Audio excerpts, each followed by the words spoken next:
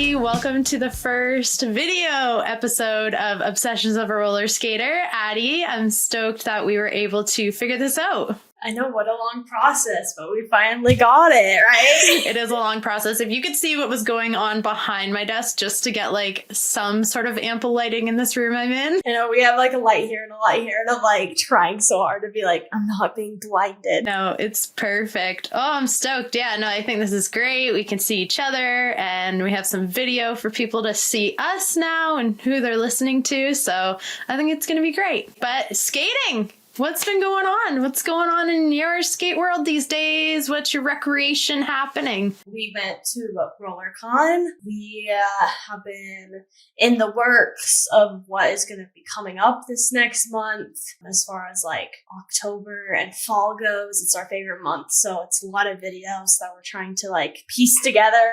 And that's why all the scramble is. I have been slowly getting back to the skate park, but the mosquitoes are unreal here, so it's been a little tricky. What about you, though? Yeah, I've had lots of planning going on. Derby season's kind of coming back around. And what else? I have learn to skate programs going on. Got one here in the town I live in. I have one in the a town an hour away. And I am working on getting another one done in like the town in between. So just trying to make skating more accessible in the area. And I have stockpiled a bunch of roller skates for people that I can have as like demos and we can use to learn and everything like that. So pretty excited for that. Of course, always returning to Derby. I love it. And I'm excited for everybody who's coming back for the season. There's already like a really big tournament in November, about 7 hours from us, but we make the drive and go to it, and that's super fun. It's called Derby Days, and yeah, so we'll be going to that. And only more recently, I've made myself available to go back to the skate park, so I'm getting there with my knee, and just took it very, very easy. The hardest part was keeping my brain on track with keeping it easy. That's very hard. Yeah. I'm like, I know I can do all these things. Like, I know, I know my abilities. I know my normal things I do at the skate park, but I did a couple of drop-ins to fakie and skated backwards and kind of felt a little like twinge in my knee.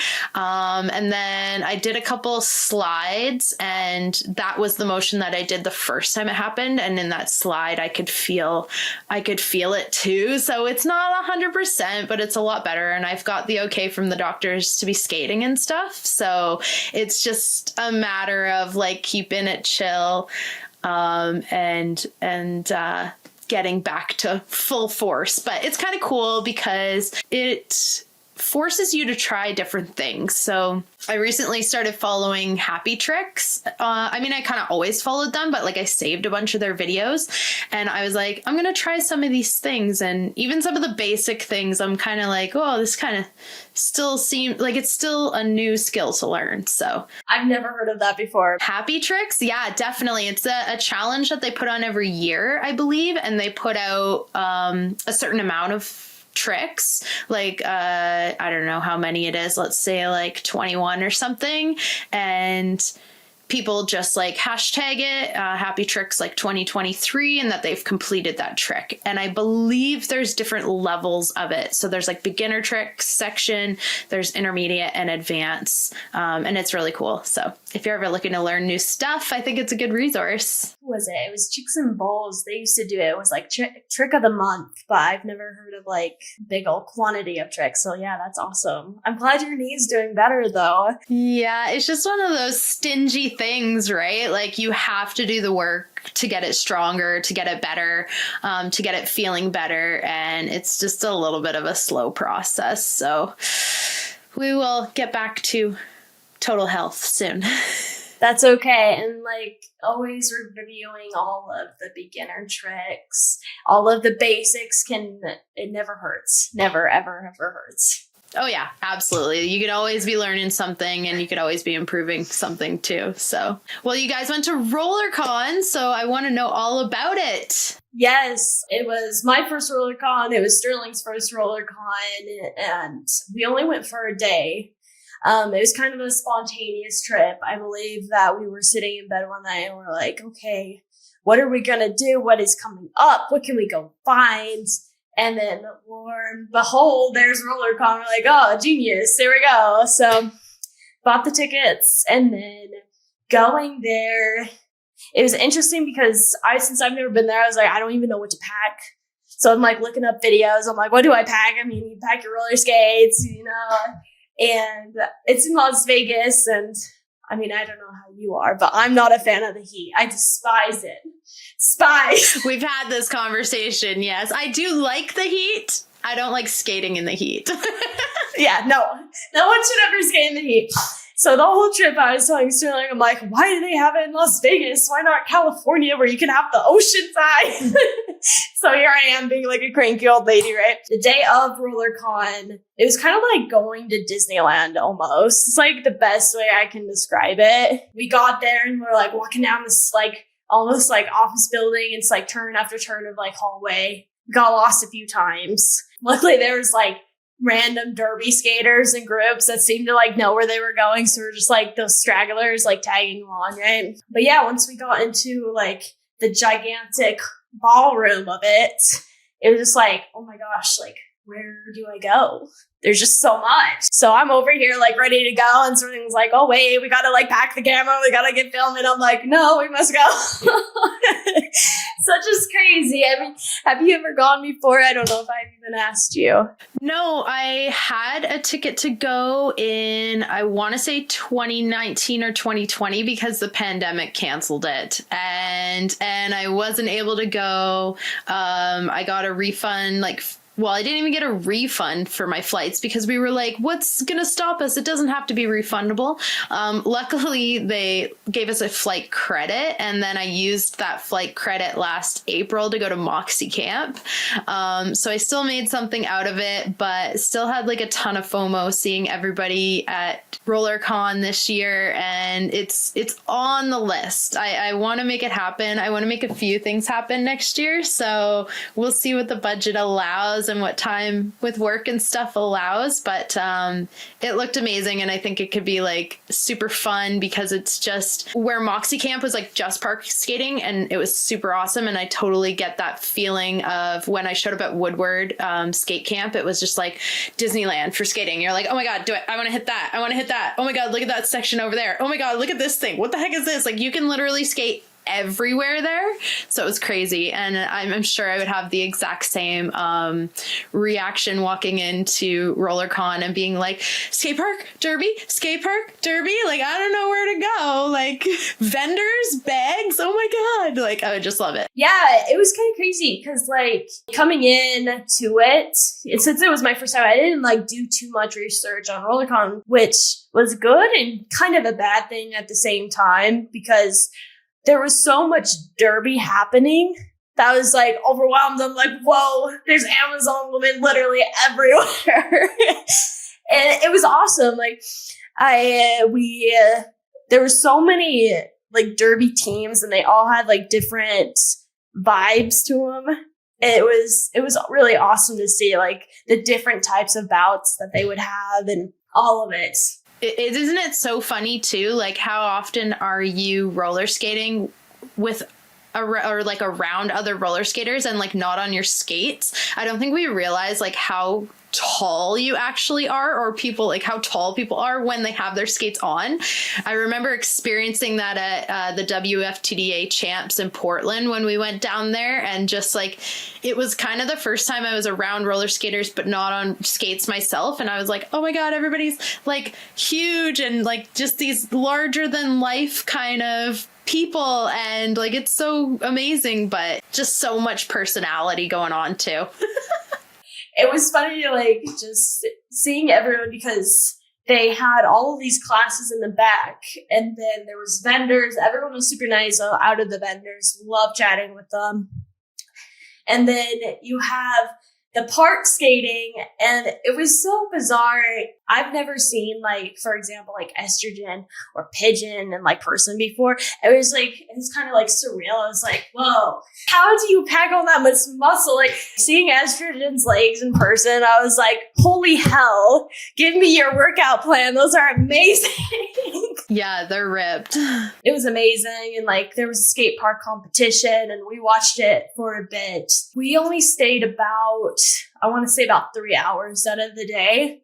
Because, I mean, once you get around the whole convention, when you're off skates, there's only so much you can really, like, do and, like, achieve, right? We were thinking about going to the midnight rollout the night previous, and we drove there, and we were just too tired. So there's things like at RollerCon where I'm going to say, if you have the energy, go for it. But if you don't, like, don't even sweat. Oh, yeah. There's so many parties to be had and, like, things going on. And I think you definitely have to, like, go with a bit of a schedule in mind if you're trying to get in a little bit of everything. So I was going to ask you, I don't understand. Like, so when the derby teams are there, do you have to sign up with your derby team or do you know about that at all? Because I was kind of curious. I'm not sure because I've never gone as a team. I'd imagine there's, like, everybody signs up and gets an individual ticket, but I wonder if within that sign up or that ticket process there are ways to sign up your team for games. That I don't know for sure, but I'd imagine yes, you have to ensure that you're registered with your team, and they have to make sure everybody has like their proper insurance for derby and all, and like what level your team is, so you're not just like putting C skaters against A skaters and then it's like a total blowout game. But well, thank you for explaining that. I could be totally wrong too. A little derby experience. I don't know. That's what I imagine would be going on. So, but yeah, you guys did some really amazing videos with the vendors and you got to talk to them. Did you have like a favorite vendor? I'm not going to say names, but there were some vendors where I'm like, you got a vibe.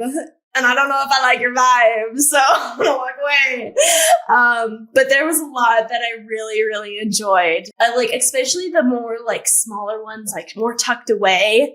They had so much more personality sometimes than the larger ones. But I want to, like, keep in mind that this was also, like, day 3 of RollerCon, so everyone was like, they were like destroyed. We're over here like with full energy and everyone's just like on their deathbed, like trying to like stay alive. I mean, I can say a few like honorable mentions. There was Skate Scooties. We finally got to meet her in person. It was super great experience. Love her. She's super nice. We met with Hellskate. It's a roller derby comic and it's like supernatural related. Super cool. Love the idea. I bought a comic. I read it and then I fell asleep, not because of the comic, but because I was tired. Do they have different volumes of that comic? So I only have volume 1. I want to say that there's 3 or that they're making some more, but they're not yet like published out yet. I'm hoping that like maybe like they'll turn it into a movie because I feel like the only like roller skating movie is Whip It. But yeah, so they were awesome. They're super nice. And then my other like top vendor, I want to say, was the Zoning Girls. They were super nice. We met with Pigeon Skate Shop. Super nice. Love them. Moxi was great. Old Bones was great. Literally all of them were amazing. By the end of RollerCon, we're like, okay, we came to Las Vegas. We are done with this heat. We had another hotel night stay, but we're like, we're so over this. So we went to Craig's Ranch, that skate meetup. And after that, we drove straight home. We were like, we were so over this. No more staying in Las Vegas. And we drove home and we got home at like 3 or 4 o'clock in the morning. Best decision we ever made. Is Utah not hot right now? It's starting to cool down. It's like the perfect skating temperature, like 70s to 80s with like that slight breeze. Right on. Craig's Ranch. Is it a park or is it like somebody's home space or like what is it? Yeah, so it's this huge like skate park in Las Vegas. I've never been. I had a friend that went. She's like, hey, you have to go to this. This is amazing. So we went to it. We saw, I'm going to butcher her name. It's Callie Wanda. Yes. Just flips, all that crazy. And then there was Jade Skates. We even saw Nick the Medic at RollerCon, which is really cool. Super great. But back to the ranch. I'm a little scatterbrained. It was surreal to go to a skate park and have 30 plus skaters skating there. It's weird for me, like skating with that many people. I got so overwhelmed, but it's like so many amazing skaters. I told them, I'm like, I can't skate.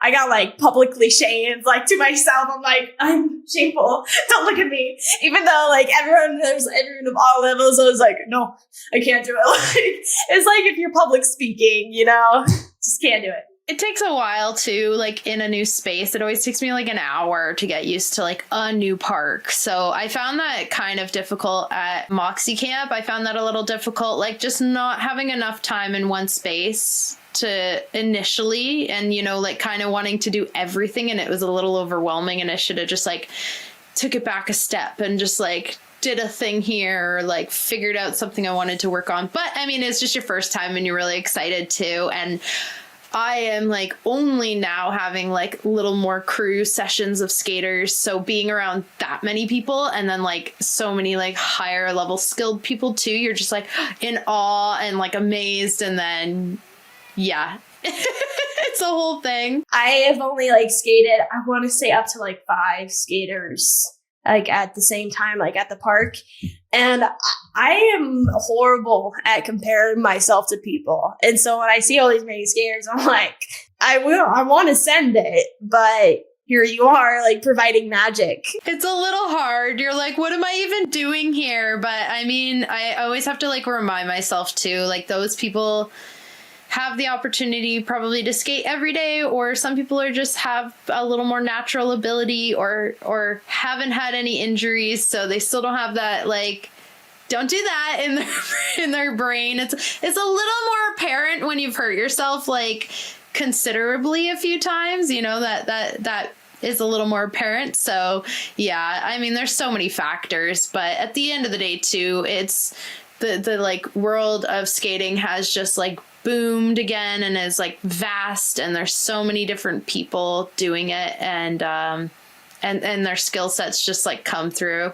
But I know what you mean. I've actually had to stop like looking on social media for a while, because I'm like, oh, like they only been skating for like 6 months and they're already doing this, and like, why can't I do that? And I don't do that. And like, what's wrong with me? Like, why am I not learning fast enough? Right. And yeah, you definitely can go through that. But yeah, I think it's always good to just, humble yourself, look at some videos from 3 months ago. I'm sure you look better now in your videos than those 3 months ago. No, 100%. The video footage progression is real. So, and even though I'm doing similar tricks to what I kind of always do, and like I haven't really been pushing myself like too far out of my comfort zone, I've been trying new things. But like even those old tricks that I've had are like way more fluent now, and I can like, I can see my line is like more fluent and faster, and you can see like a more power behind it. So you progress in all those things too. I think you're touching on a great topic. Like, I tell a lot of people that when they're first starting skating, I had a friend that started out and I was like, these people might be really natural, like what they're doing, but when you hone down a trick and you can just like pop it out like that, I feel like that's more impressive than just like bursting out a million tricks. One thing, I don't know about you, but one thing I do regret is I didn't track my progress maybe like the first 2 years I was skating. I think I have one video, maybe 2, of me like entering in this baby ramp that I skate all the time now. I have like knee-high socks with like thermometers on them, like super like junior high. That's one thing I wish that I could go back on. I don't know if you recorded your progress or not, but no, definitely not. And again, like when I started park skating, like it wasn't like a huge thing online. Like we had Lady Trample and there was Estrogen, but like there wasn't really anybody else park skating and posting park skating. So yeah, like same thing. I probably have like a couple pictures and like 1 or 2 videos from like the first or second time I went to the park and like went down ramps and stuff, but not a ton. It even that was kind of like the extent of my skating for the first couple of years, is just kind of rolling around the park, kind of figuring out how to get to the coping. I think I have my progress video from trying to get to the coping. But yeah, and I was in like my derby skates at first, and then I made some Vans skates and I had those, and then I got my jack boots, and now I have my Bont. So I could see I'm like, oh, that's an old video. It's like based on what skates I have. Going through like the progress of roller skating, you're making these roller skating camps, or are they like full lessons, or what are these groups that you're making? Because you're doing something really cool. Yeah, currently the Learn to Skate program is just a way, and I see some other people in like the derby world have like picked it up too. I tried it once last year, and I was like, I just need to like offer something accessible in an affordable manner and in a short period of time, so it's not a huge commitment. So it's what it is it's a 4-week program for one set price. I've got all the equipment you need to put on and get rolling. And because it's not full contact and it's not derby, you don't have the same like red tape that you have to go through when you have derby practice, and you have to have like derby specific insurance, and you have to be proving that, you know, you're following that insurance, that everybody's wearing their gear, and of course you're doing full contact. But because this is just like learning to roller skate, it would be like kind of the same MO of like showing up to a roller rink and like just choosing your own adventure, whether you're going full pads, just a helmet, just knee guards, like whatever. So keeps that a little bit more low key. And it's just learning all the basics. So by the end of it, I'm hoping skaters are comfortable doing crossovers and skating with a bit of speed, transitioning, skating backwards, stuff like that. So stopping properly, falling properly, but yeah, nothing to do with all the rules that, you know, then come into play when you're trying to teach derby practice. And just again, that initial like draw in for people to come and try skating and not be like, oh my God, I'm going to get myself into this full contact sport. Like, what am I doing? Because a lot of rookie derby players, you know, even when we're recruiting for like the rookie programs and stuff, people are like, oh no, I don't want to get hurt. Like, oh no, I can't get hurt. And I'm like, yeah, but you go to the ski hill and you mountain bike and you do all these other things where you're assuming risk, where you could potentially get hurt. Just because this is a full contact sport doesn't mean you join this week and next week I'm making you smash into people. Like, you still have to go through progressive steps and be deemed safe to yourself and others, with like control and stuff like that, falling properly, all that kind of stuff, right? And I mean, then you go for it. But so yeah, just doing that, and so I did it last year. I ended up getting a recruit out of like 3 people that came to it, which was really awesome. I wasn't as organized. It was kind of just a like, I want to do this thing, and I think I actually was on my honeymoon for like 2 weeks of it, so I'm taught like 2, and then like my co-captains taught like 2 weeks, so I wasn't there the whole time. But this year I've got it going on. I'll be doing it twice a week, once in my town that I live in, and then once in the town an hour away a different night, and just trying to expand and kind of get people back into like, oh yeah, roller skating's still a thing. Because where a lot of veteran skaters that used to play derby have either aged out, or they're just not into it anymore, or they stopped for whatever reason and they're just not coming back. There is like this other age group of people kind of up and coming, and there's always people like aging into playing derby, 18 plus kind of stuff. But maybe they just need a little bit of like to like test the waters first. Totally. I'm that friend, and I'm sure that you can relate because you're doing the program. But I'm like, come skating with me. And they're like, I don't have any equipment. So I thought that was one thing that was really cool about your program, is that you're providing that.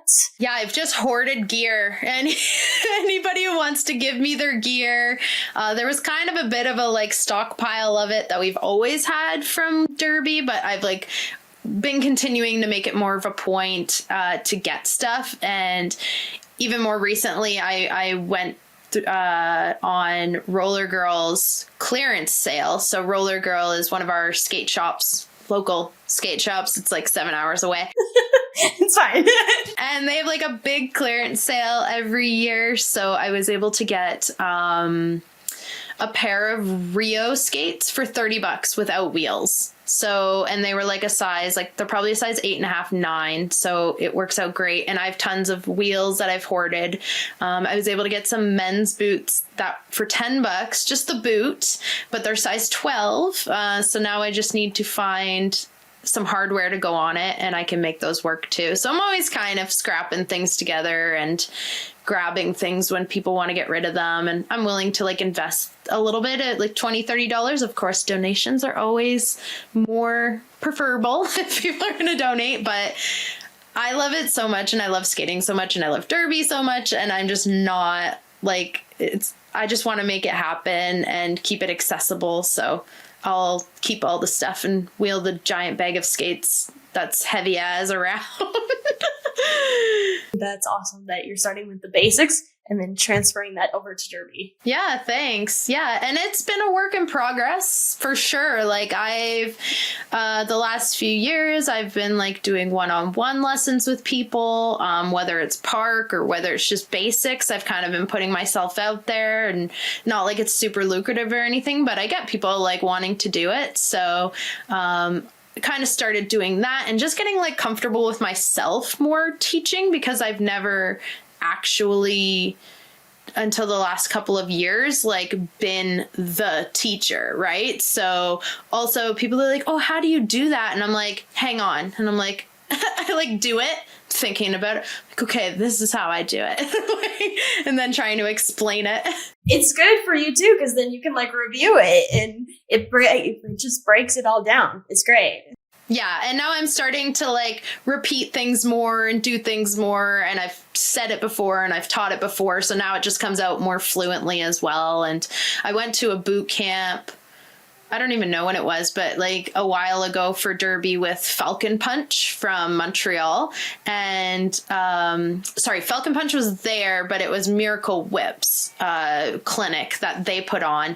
And again, a lot of I learned some really awesome stuff for derby, and there was like a handful of stuff that I really know how to do and I know how to do well, but like learning and listening to how they teach and then taking that back to my team and kind of using some tools from their teaching was super helpful too. I wish that there was a site where roller skaters could come together and offer all of their, used gear for other people when they're getting started to just have that accessible at a discounted price. Because I feel like that's the one thing that like really deters people away. But I mean, you have snowboarding, you have skiing, and all that equipment's super expensive as well. So absolutely, it's always an investment for sure. But it does make getting some people coming out and trying or being able to host like a disco night or something really good. There is a team, the Pistarolas in Penticton, I believe, who, I don't know if it's the team or if it's like team affiliated or whatever, but they have like a rentals truck. So they've actually have like a fleet of roller skates. And one of the community centers, like an hour away from me too, like bought a bunch of roller skates and they have them, but I can't take them from the facility because, all the regulations, all the risk management stuff that's involved with it, because I've tried before. So yeah, it's just a matter of stockpiling. I've legit been like, how much can I put on my credit card and then just like sell skates out of the back of my car? Secretly, I just need to start a skate shop in my town. That would be the move. Yeah, for real though. For real. We went to our local skate shop that is in Salt Lake, which is also maybe a good 45 minutes up north. So I'm a little luckier than you are. And I'm sorry about that. They're called Beehive Skate Shop, and we went up there and we're going to be doing an interview with them soon. That's awesome. And you guys are going to like do like a skate shop tour with them, or? We want to do a little bit more interviews. We found that while we were at RollerCon, that a lot of people were focused on the derby And not a lot of people, I mean, this is just our opinion, mostly mine, but not a lot of people look into the sponsors or like the vendors. I feel like they get like kind of passed, even though they're providing a lot of the equipment. So hearing like their backstories was really interesting. I love that. So for example, was like the Zony Girls. I had no idea they existed. They do like pop-up roller rinks and like have parties, which I had no idea even was a thing. It's little things like that that I feel like is going to like make roller skating just grow like substantially.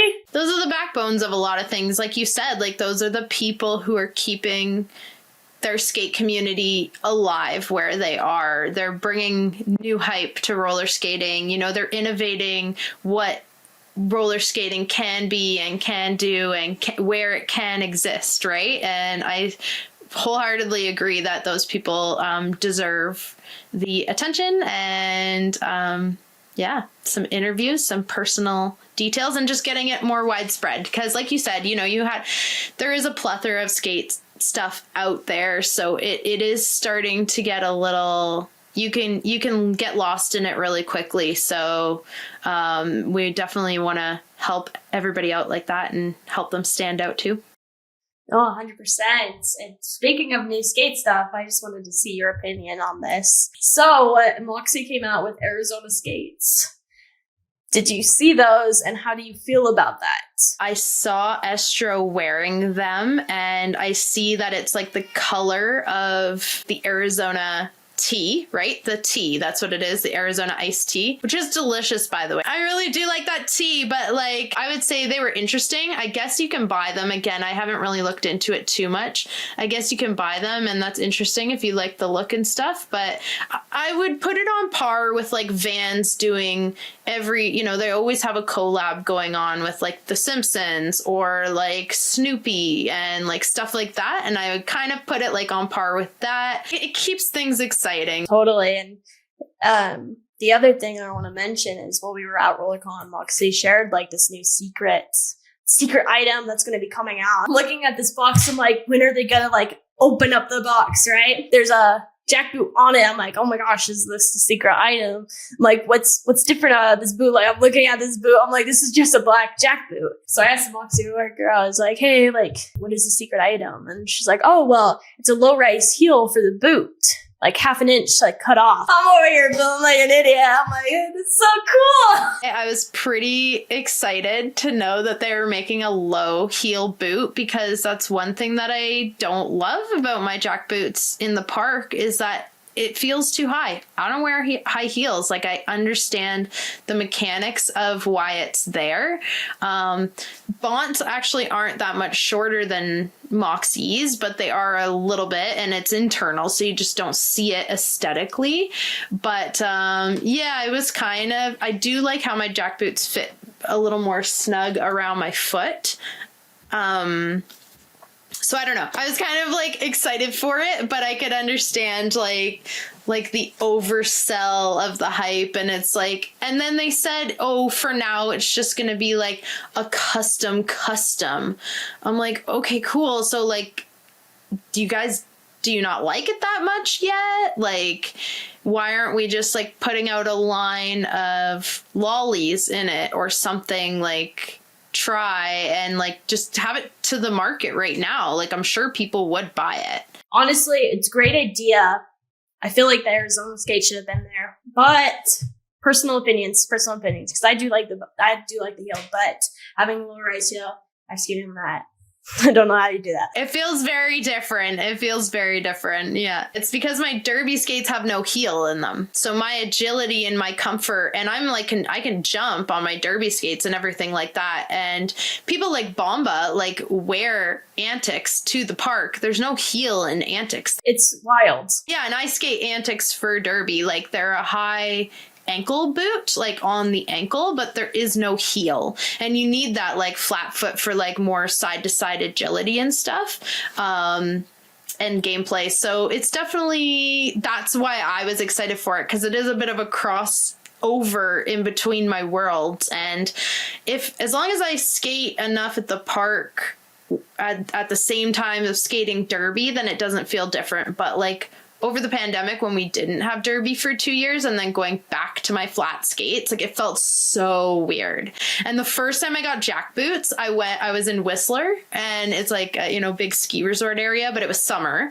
And I was like, oh my God, I'm going to skate around Whistler Village and it's going to be so sick. And I bet you nobody ever skated around Whistler Village on roller skates before, and like park style, and like, yeah, just like hit it and like jump on everything. And I literally felt like a noob, like skating around, because like even just like striding, like your stride pushes backwards, it felt completely foreign. And I was like, a couple of my derby mates were with me because we were there for Tough Mudder, and anyways, they were like laughing, and I'm like, I can't believe I feel like I've never been on skates before in my life. Like, I'm so embarrassed. Oh my God.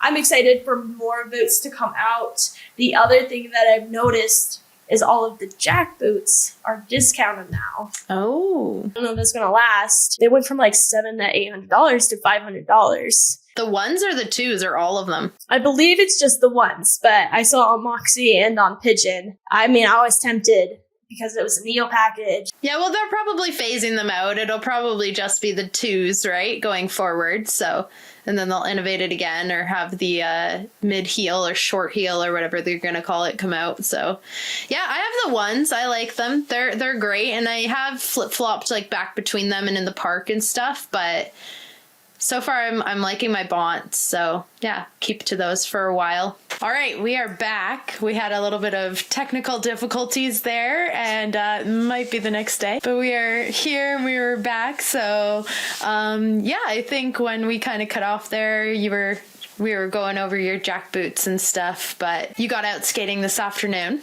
I did. Next day. I did go back to skating. I'm trying to like make a goal to get out at least like 3 times a week to go skating. Because I mean, I don't know about you, but I get into these modes where I'm like, I'm going to go skate every single day. And then I start skating and it's like 2 days later and I'm like, I don't want to skate for like 3 weeks. So then I like get into these highs and these lows. Yeah, for sure. And I think that's awesome. And I mean, yeah, it's pretty normal. Sometimes you go through like the dips, but it's good to like keep motivating yourself to like go, even if it's just for a little bit, so you don't like lose all your muscle memory. And because it'll like start to come back up and you'll be like grateful that you took the time and were there anyway. So that's awesome. What have you been up to today? Just kind of home. I did change my bearings in my wheels because I did get some new ones. So I was planning on doing that a little while ago and didn't get around to it. So I was like, oh, now's a good time. So we were talking about getting out there and getting skating, but I didn't actually mention something else that I'd been up to was I went skating in our Pride Parade here in town. That was super fun. And we live in a pretty mountainous town. I mean, I live in British Columbia. There's lots of mountains. And yeah, so there's like some good hills that it was actually the first time I had been on skates again since my knee. So I was like really, really nervous about it. But I wanted to do the whole parade, which you have to start uphill and go downhill. I couldn't like shred down the hill like I normally would try. A, because there was like 4 blocks of people. So there was like lots of people.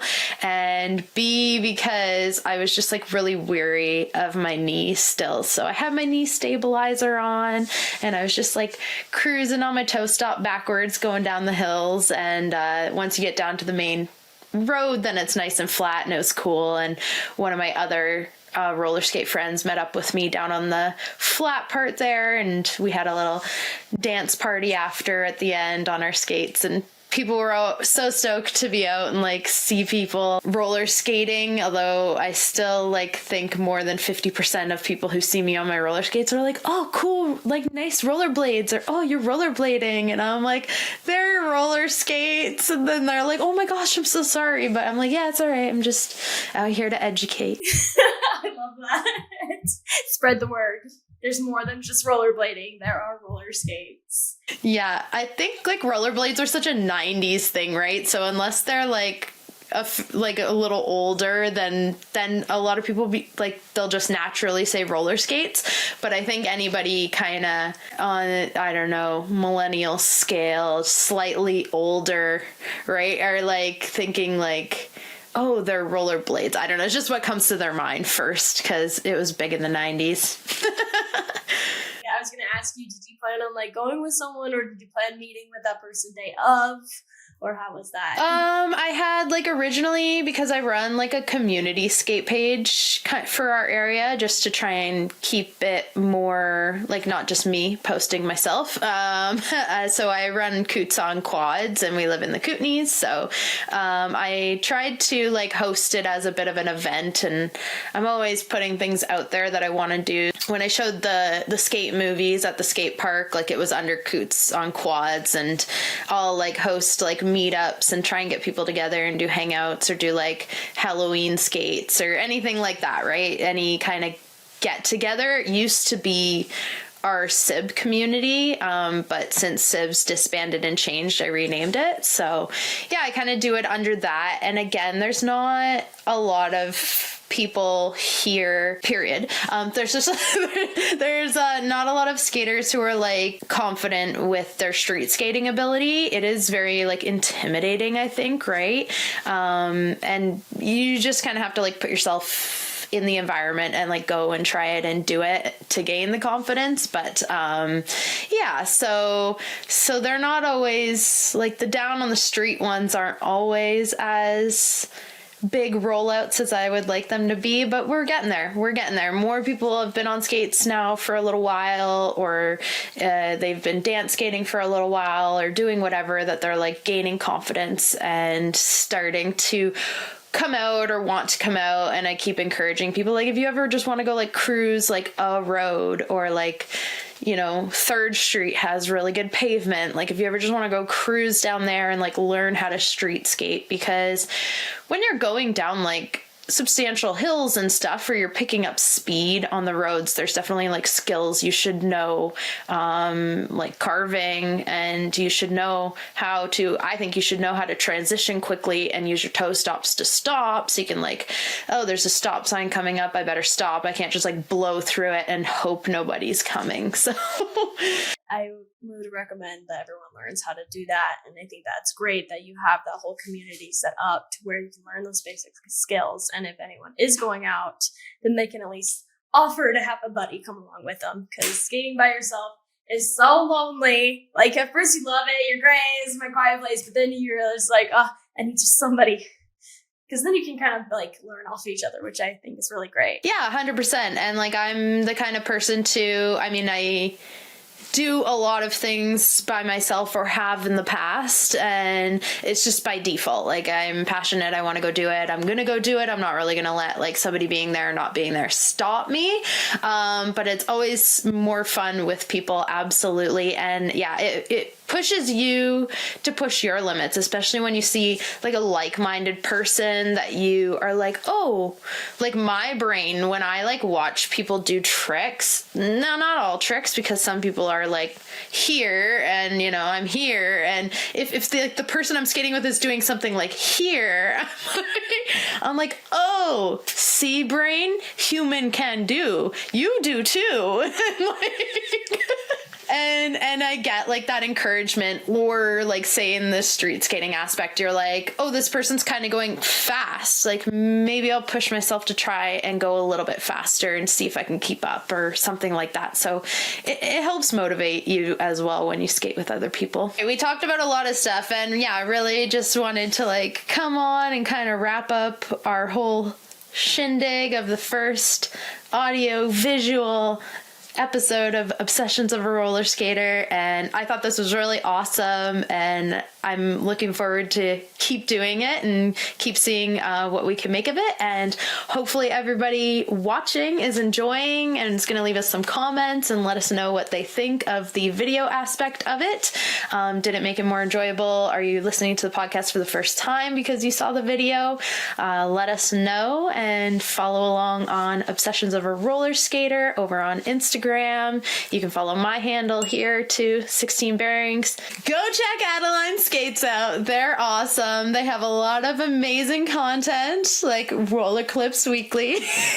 And yeah, you guys keep growing that channel, and you're doing some pretty awesome stuff over there too. So it's fun to like hang out and follow along the journey and see what's going on, and watch your beautiful painting work that you got with that funky colored room going on back there with the lights. Can't wait to see what else you're doing with that space. know there's some surprises coming soon, which I'm excited about. So hopefully, and I'm so excited for next time's episode. There's so much to talk about and, explore roller skating. And I think this is going to be awesome. And we've got some like guests lined up here for the future. We're going to do some interviews and talk to some other people. And I think this is just going to be a really great element with the video for that as well.